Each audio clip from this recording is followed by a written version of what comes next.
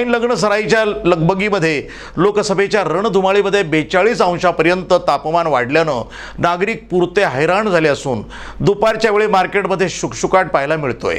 प्रचार यंत्रणा सुद्धा उन्हामुळे मंदावल्या आहेत। आजचं तापमान 42 अंशाचं पार गेलंय। अतिशय तापमान वाढल्यानं जालना संभाजीनगर महामार्गावर दुपारी रहदारी कमी प्रमाणात दिसून आली होती।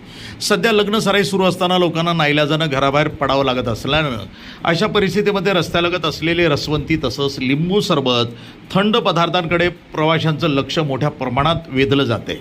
तसंच झाडाखालची सावली सहारा शोधत प्रवास करावा लागतोय। शहरातील नागरिक दुपारच्या वेळी घराबाहेर न पडताना दिसत आहेत। शहरातील मार्केट दुपारच्या वेळेस शांत दिसून आलं होतं। प्रतिनिधी किशोर शिरसाट, बदनापूर, जालना, NTV न्यूज मराठी।